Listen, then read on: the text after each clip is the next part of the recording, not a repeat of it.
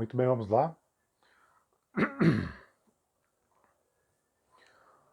Com um bater de pálpebras, com um bater de pálpebras, ela mudava o plano de sua existência interior. Uma criancinha vestida numa longa camisola se erguia no fundo de sua visão, porém tudo desaparecia no seu próprio mar. Se sentou sobre uma pedra ainda quente do sol da tarde. Por um instante, uma realidade é que toda a sua vida ela tinha passado sentada sobre madeira. Outra realidade é que ela atravessou toda a sua vida olhando o escuro antes de dormir. E tudo isso à espreita de alguma coisa, à espera do próximo dia. Já indo morar na cidade, pensava viver outras coisas, mas continuava, no entanto, a se sentar sobre madeira, sobre pedras, a só ouvir certas palavras. Via o que enxergava, e com isso completava a capacidade de seus olhos. O céu tão sem superfície sobre seu rosto, que por vezes era como a imagem de um rosto refletido na água. Os outros apartamentos do edifício estavam vazios, mas um ou outro grito de criança se ouvia preso dentro dos cimentos. Conservava os olhos fixos nas coisas, como para sustentar a realidade. Transformava o andar em alguma coisa que significava alcançar. Em um encontro com as amigas, nada sucedeu. Apenas aquela rápida confusão de sorrisos e cumprimentos. Deixou o copo de cristal cair pela janela, quebrando a resistência de sua vida. Destruir o cálice era um instrumento acima de sua própria vida. Ela percebia estranhamente que pensava lembranças de coisas que não existiram. O jantar era um sucesso porque nenhum pedaço de galinha tinha saltado do prato, porque ninguém havia comido a ponto de se sentir infeliz. Só aquela plenitude. Que mais um momento isso seria incômoda. E de repente, tão natural era a vida. Teve a intuição funda de que era bom viver, mas aquilo terminaria. Aqueles instantes no jantar bem-sucedido misturado a um prazer calmo e morno no estômago, vindo da comida. Aquele momento que reunia numa lembrança compacta aqueles minutos, ela ela bebia. Era licor de anis. O pai, ela bebia. Era licor de anis. O, ela bebia. Era licor de anis. Ela bebia. Era licor de anis. O líquido grosso, na infância o pai trazia balas de anis e ela chupava a bala sozinha no mundo. Ainda o mesmo gosto se prendendo à língua, como uma mancha. Aquele gosto triste de incenso. Ah,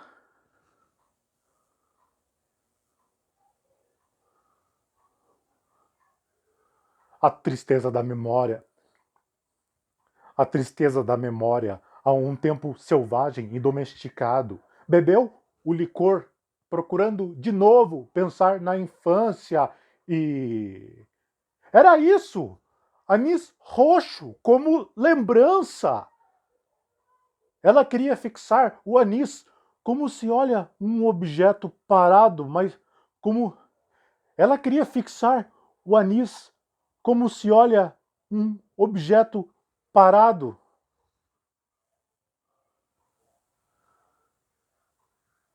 Ela queria fixar o anis como se olha um objeto parado. mas quase não possuindo o seu gosto, porque já se acabava. Refletiu sobre o prazer de pensar em alguma coisa pela primeira vez. Parava um gole na boca, sem engolir, para possuir o anis presente, mas o anis se recusava a dar seu gosto enquanto parado na boca.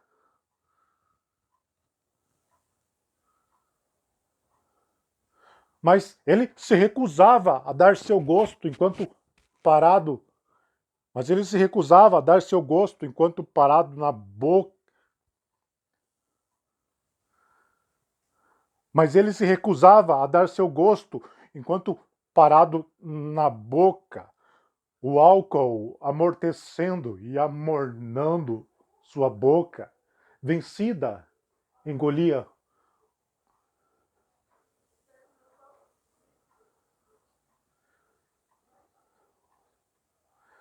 Mas ele se recusava a dar seu gosto enquanto parado, o álcool amortecendo e amornando sua boca. Vencida, engolia o líquido já velho. Ele descia a garganta e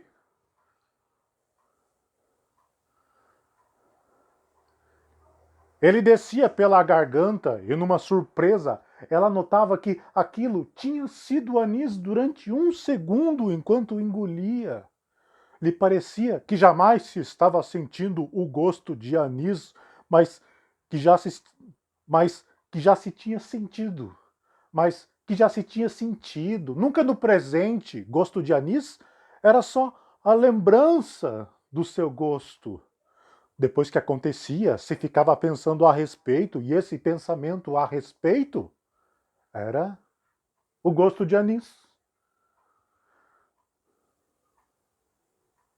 O gosto fugitivo, escapadiço, era parado como um campo. Isso! Um campo de anis! Como olhar para um campo de anis?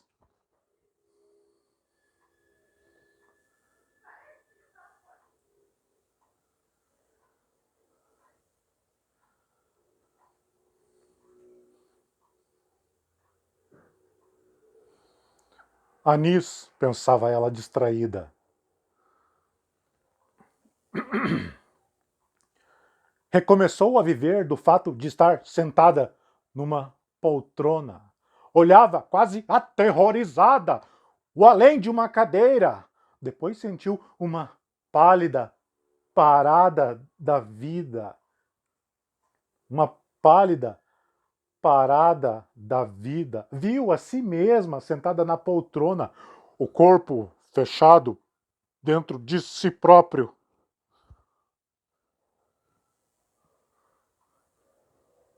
A impressão súbita era como se olhasse algo desaparecer em silêncio. A impressão súbita era como se olhasse algo desaparecer. A impressão súbita era como se olhasse algo desaparecer em silêncio.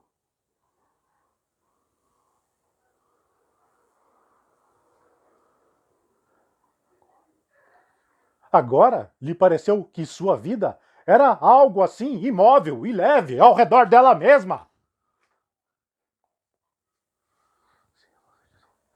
Era como se ela se dissolvesse e mergulhasse na própria matéria dissolvida e na leitosa e translúcida obscuridade de si própria. Oi?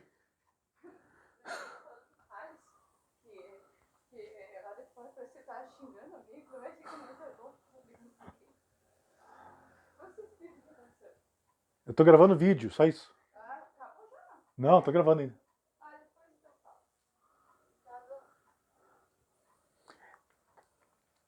Ela sempre, ela sempre experimentava curtas visões e fechando os olhos já fechado sobre os. Ela sempre experimentava curtas visões e fechando os olhos sobre os olhos já fechado. Ela sempre experimentava curtas visões e fechando os olhos sobre os olhos já fechados, via no escuro formas feitas do próprio escuro. se afundava mais e mais na própria vida. Mais, quase a ponto de quase a ponto de ver o outro lado. Depois o sono, depois o sono a fechou numa rocha como um suspiro antes de morrer.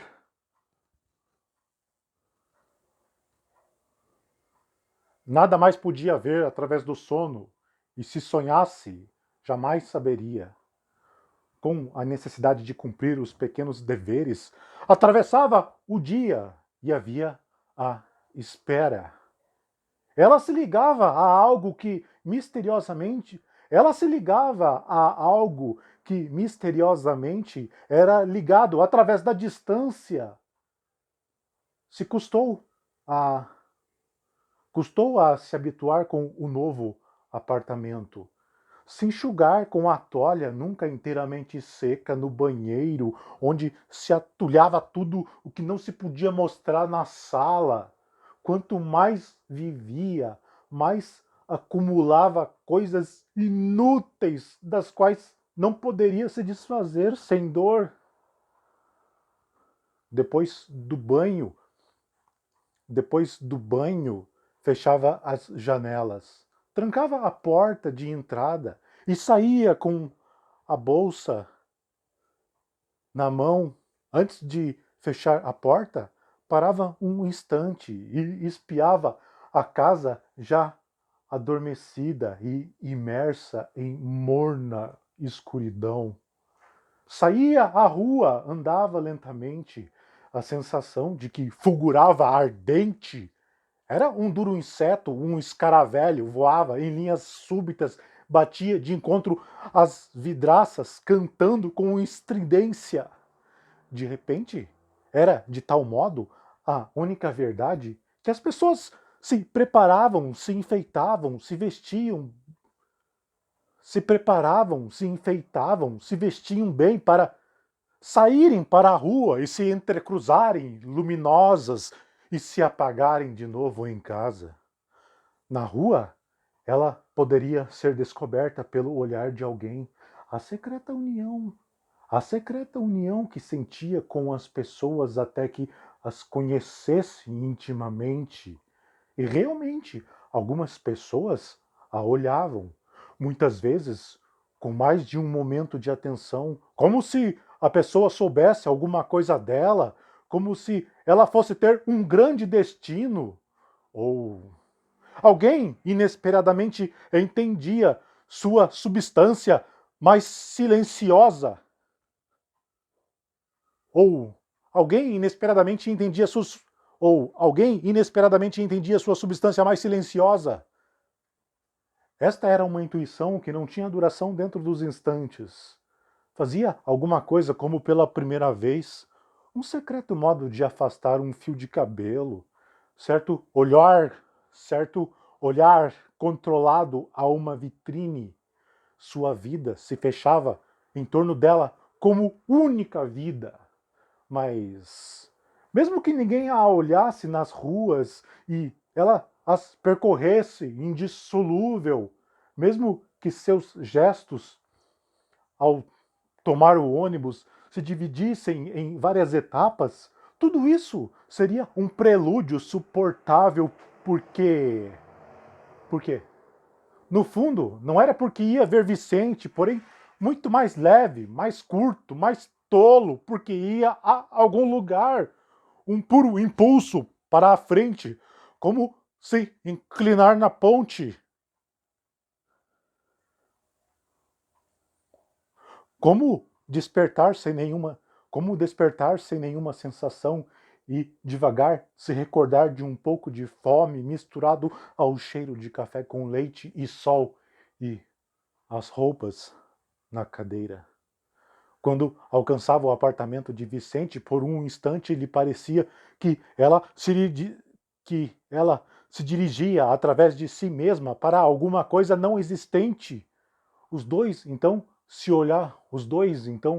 olhavam-se jogados subitamente numa sinceridade horrível, impossível de disfarçar. E depois, mesmo o que de bom se sucedia bem rápido, trazia no fundo a lembrança daquele olhar horrível, erguido como uma estátua. Às vezes, simplesmente, não sabia o que retrucar contra Vicente e caía dentro de si própria à procura e encontrava a sua atenção vazia e os momentos se esgotando. Mas não lhe importava perder. Ia até o último instante. Ia até o último instante dentro de si e lá se refugiava e dizia, quase sem dor de errar tanto: sim, Vicente, sim, afinal, sim, nada acrescentava e tudo apaziguava. Ele sorriu, olhando, e ela, animada, vivendo. Depois seu rosto se desfez. Assistia suas palavras, mas depois não podia fundir suas descobertas consigo própria. Ela jamais se dirigia às coisas rindo. O máximo de alegria de ambos cabia num pequeno sorriso de Vicente. Era impossível atravessar seu ser com um de seus próprios pensamentos. Não conseguiria carregar sozinha na mão aquela estrela. Não conseguiria carregar sozinha na mão aquela rápida estrela que em momentos já perderia a forma. E esse era, pois, o segredo da vida. Jantavam juntos qualquer coisa à noite, depois regressava. Ela sentia que voltava, saltava do ônibus e andava o pequeno trecho a pé. Abria a porta, subia, olhava um momento as coisas antes de apertar o interruptor da luz. Neste gesto, se ligava a tudo, sem tocar em nada. Deitava e puxava os lençóis brancos na escuridão. Vinha o momento quieto antes do sono, como se ela caísse então no seu verdadeiro estado. E esse momento era tão profundamente quieto que dissolvia o dia inteiro, se projetava para dentro da noite, olhando o escuro. É bom sorrir um pouco, tinha dito Vicente. É a melhor atitude em face da vida. Desde sempre ele gostava de falar na face da vida. Deixou, deixou de vê-lo, depois se passou muito tempo. Um dia a porta se abriu, era Daniel. Ela interrompeu um pensamento qualquer para sempre.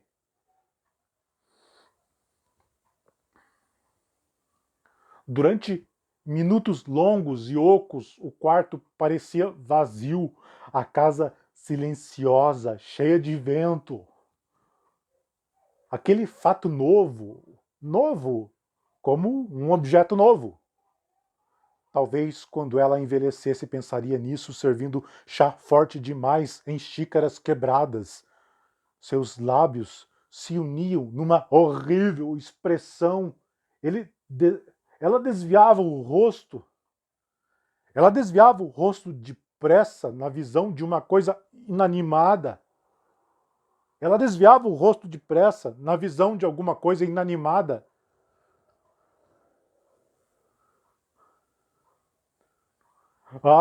Entrar numa região mais perfeita. Entrar depressa. Entrar depressa numa região mais perfeita.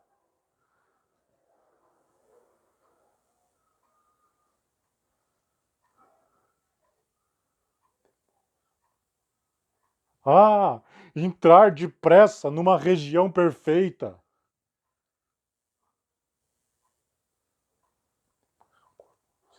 Depois, o corpo se retinha, tenso. Depois, o corpo se retinha, tenso. Depois, o corpo se retinha na tensão muscular, como se quisesse ficar ali confuso e atrapalhado, tremendo, ou fugir ao máximo daquela vida morna. Depois, ele foi lançado no centro da mulher, lá onde latejava o sangue do mundo. Se pegava num livro, nele encontrava um movimento viscoso. Mesmo se buscava um ensaio sobre máquinas de tração, encontrava palavras se alinhando. O caminho em busca de uma ideia. Ah, a necessidade de ser feliz, quase a necessidade de falar antes de morrer. Tudo isso parecia erguê-la pelo espaço, como se suportasse um jato de ar macio por baixo do corpo e fosse ela própria uma bolha assustada no momento em que o jato cessasse. Não sabia ela que se pergunta. No momento em que o jato cessasse, não sabia ela que se perguntava. No momento em que o jato cessasse, não sabia ela que se perguntava, se movendo no asco e no escuro.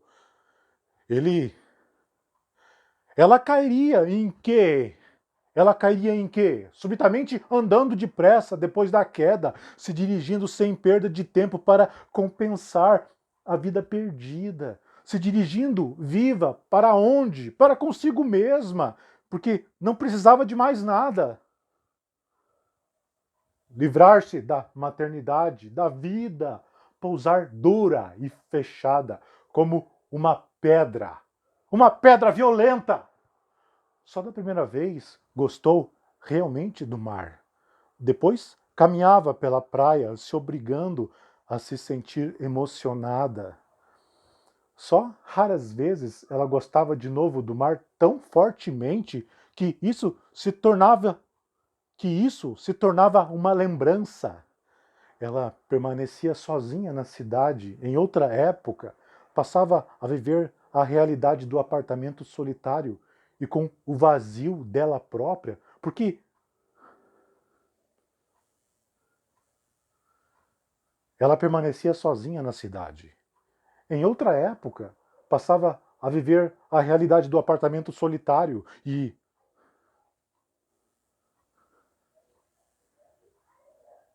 em outra época passava a viver a realidade do apartamento solitária e com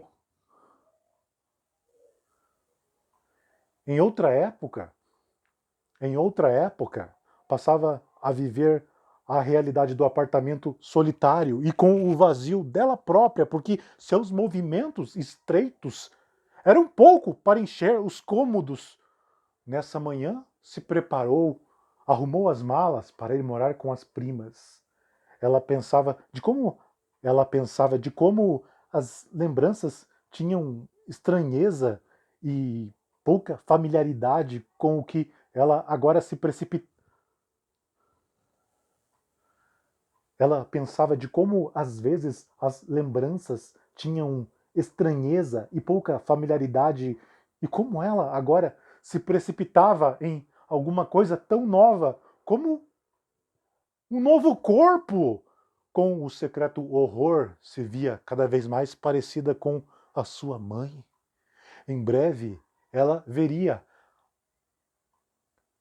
aquela pobre casa que só havia na sala sombria e nada extraordinária, algo que sobressaltava e que alertava, porque continha uma intimidade envolvente, como uma banheira suja de estranhos, onde fosse preciso se despir e se pôr em contato brusco com eles. A prima Henriqueta se movia devagar, hesitando, como se seus pensamentos fossem sempre interrompidos por novas ideias e ela restasse muda e confusa. Entraram na sala, na quase escuridão onde se achava Arlete. Esta ergueu a cabeça da costura, examinou Virgínia com uma atenção que se esforçava por ficar presente. Arlete era pequena, Arlete era pequena. Seu rosto se afinava em engulhas atentas e distraídas. A espinha dorsal tinha se quebrado. O peito salientava em ponta sobre os olhos cansados e doentios. Parecia fraca e mordaz. Virgínia arrastou suas malas. Virgínia arrastou suas malas até o sótão mofado. Seu aspecto lembrava poeira que, sacudida alguma vez, voltasse lentamente ao lugar. Examinava a pequena escuridão conquistada, de olhos ardentes e cansados que teimavam em se abrir fixos e abstratos, como se ligasse por um instante a si própria tão desaparecida. Tão desaparecida. Ao silêncio recolhido e atento, suspirou, enfim, e lentamente, e olhando em torno, pensativa, começou a viver naquela casa sombria. Uma manhã ela desceu tarde para o café. Arlete perguntou: e por que não cozinha com a gente? Não sei cozinhar. Mas a gente te ensina, gritou Arlete. Arlete, não sei cozinhar. Mas a gente te ensina, gritou Arlete, alçando o peito aleijado. Virgínia foi ao jardinzinho. Elas se falavam por pequenas palavras rápidas e oblíquas, em pé no jardim. Do prazer de Virgínia nascia uma decadência que afinal, sob a quentura do sol na cabeça, se resolvia num movimento de desânimo em que a fome modificava, criando nova sensação. Virgínia, discutindo com Arlete, anunciou que iria embora daquela casa. Eu vou embora. Desceu as escadas, arrastando a bagagem, entrou no táxi, parou em uma panificadora, comia e sofria para conter uma espécie de dor que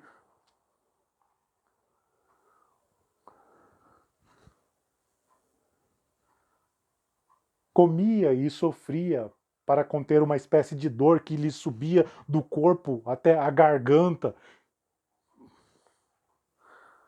Dá pra você parar? O quê? Deixa eu fazer o vídeo primeiro. Eu tô no meio da gravação. Vai aparecer essa conversa, hein? Eu tô ao vivo.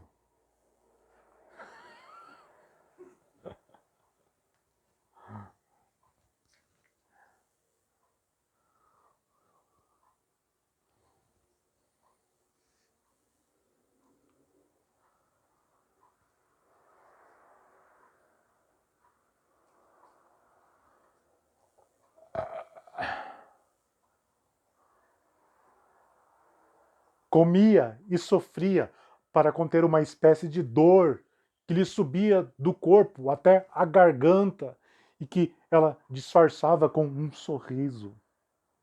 Voltou ao seu apartamento, aquela estreita caixa de cimento úmido, magra e alta, com janelas quadradas.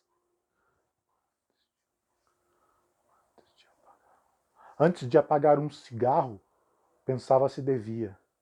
Lhe parecia então que tragava a pequena dúvida, mas que nunca essa iria se dissolver inteiramente no seu interior. Ela trabalhava o dia, o suportando profundamente em toda a sala, o ar abafado, contendo o fulgor, como acontece quando lá fora faz sol e alguém se fecha na sombra. Virgínia olhava para uma chaleira. Lá estava ela toda brilhante, mas cega. Ela não via o que precisava, mas via o que via.